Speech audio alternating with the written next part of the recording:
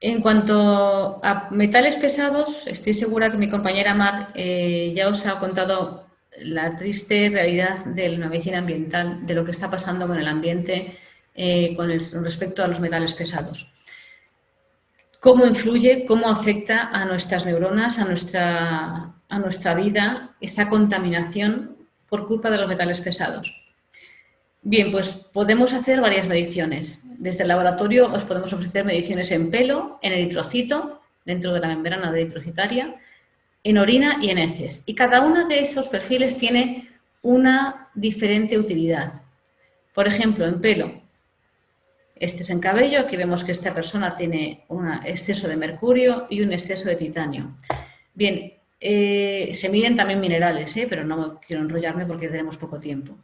Pero en pelo vamos a poder medir estos metales y nos va a dar una idea del nivel de metales que en nuestro torrente sanguíneo hay durante un mes. Porque el pelo es un mecanismo de excreción y según va creciendo va dándonos una idea fiel de las sustancias que hay en nuestro organismo.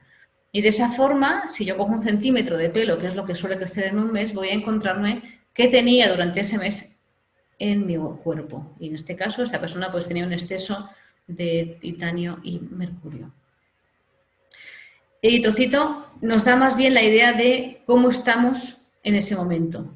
O sea, si yo cojo los hematíes y busco en esa persona qué es lo que voy a encontrar tanto en minerales como en metales, me estoy dando un fiel reflejo de lo que está ocurriendo dentro de nuestras células. Pues fijaros, esta persona, que es otra distinta, tenía también mercurio y litio en exceso en sus células.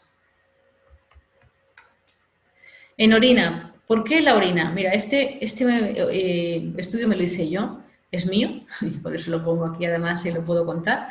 Lo que quise ver es, a ver si yo, que me cuido bastante, que procuro tomar pues, alimentos no procesados, hace tiempo que dejé de comer atún, que me encantaba, y bueno, pues me hice un estudio de cómo estoy, es un estudio de orina, que cojo la orina, que cojo la muestra por la mañana, después me tomo un tratamiento quelante con DMSA, controlado por un doctor, una doctora, para, según mi peso, hacerme luego una segunda medición en orina para ver si ha quedado metales y los hemos eliminado por orina. Bien, pues este fue mi análisis de inicio, pues parece que tenía estaba eliminando un poquito de cadmio. He visto bastantes casos como el mío donde se elimina arsénico, no sé dónde lo sacaré, pero parece que mi cuerpo lo expulsa, cosa que es buena, y estaño. Después me tomo el DMSA, me espero un tiempo, una hora y media creo que fue, o 2 horas y media, no me acuerdo bien, eso que te lo diga vuestro médico, y me encuentro que he eliminado plomo, que no sospechaba, pero mis dolores de cabeza a lo mejor tenían que ver con él, y bastante mercurio. Fijaros, en el inicio yo no estaba soltando plomo ni mercurio. Y con un quelante resulta que me aparecen en estos niveles. ¿Qué significa esto? Pues que mi cuerpo no está eliminando de manera normal porque estos metales pesados, se acumulan en la grasa y es difícil que diariamente, al no tener una capacidad de movilización de estas grasas diaria, estos metales salgan y además salgan por sí mismos porque estarán enganchados a la grasa y no hay quien los saque. Luego tenemos que tener en cuenta que los metales pesados pueden ser una de las causas de una predisposición a Alzheimer. Yo personalmente, mi abuela tuvo Alzheimer, fui yo la que la cuidó con mi madre durante sus últimos años, de hecho murió en mis brazos con un Alzheimer absolutamente de libro. Pues cuando yo veo mercurio y plomo y veo y escucho a mi compañera Mar Alonso las cosas que cuenta, si tienes estos metales, pues francamente me preocupa y hay que ir a hacer la mejor forma de limpieza posible y no mantener estas sustancias en nuestro organismo. El otro perfil es el de heces. En heces, que tenemos un perfil de disbiosis donde medimos bacterias o todo tipo de patologías inflamatorias intestinales, también hay un apartado en el perfil más amplio donde medimos metales pesados. Fijaros, esta paciente o este paciente, en el lado de metales y minerales tóxicos, parece que no tiene nada, pues no está eliminando nada. Y yo, al principio, antes de tener esta experiencia, pensaba, bueno, pues no tiene metales en heces, pues qué bien. Pero no. Hay que tener en cuenta una cosa. No tener metales en heces no significa que no los tengas en tu cuerpo. Porque lo que ocurre es que si tú no estás eliminándolos, porque tu mecanismo de detoxificación no está trabajando adecuadamente, tú no vas a tener metales en heces. Yo me di cuenta de esto gracias a pacientes a los que detecté metales en sangre y, en cambio, en heces no aparecía nada. Y eran pacientes con una gran patología. Patología inflamatoria de bajo grado, patologías y sintomatologías muy, muy acusadas, y lo que tenían era una gran intoxicación a muchos niveles. Y precisamente su problema era que no eran capaces de eliminarlo vía heces. Luego también tiene su importancia. Si los vemos en heces, esa persona está, pues tiene una intoxicación y hay que apoyarle, ayudarlo a que lo elimine de una forma más rápida. Pero si no aparecen, no nos pensemos que es que no hay intoxicación. Si no aparecen, tenemos que estar seguros de que no hay metales en otro sitio y que realmente esto no sea un problema de que no se está limpiando adecuadamente. Como decía Mar, el intestino está completamente relacionado con las enfermedades neurodegenerativas. Nosotros hacemos un estudio de disbiosis donde vamos a dar información sobre cómo está la distribución de los diferentes tipos de bacterias.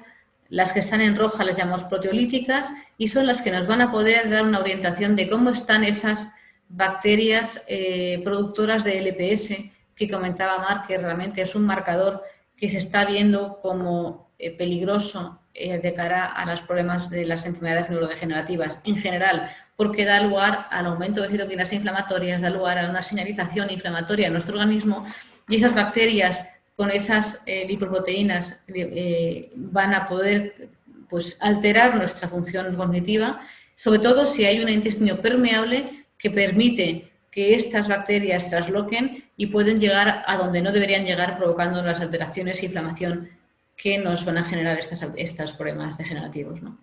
Así pues, en este perfil encontráis diferentes colores. Los verdes son las bacterias muconutritivas, la Faecalibacterium praunici, Roseburia y Akkermansia, que son las que nos van a proteger a nivel de mucosa. Las amarillas son las inmunoreguladoras, las que nos van a proteger a nivel inmunitario y también van a producir ácidos grasos de cadena corta, van a generar un metabolismo a nivel de las mucosas que nos va a proteger. Y las rojas, las que he puesto en rojo, de este lado de proteobacterias, son las que fabrican las LPS.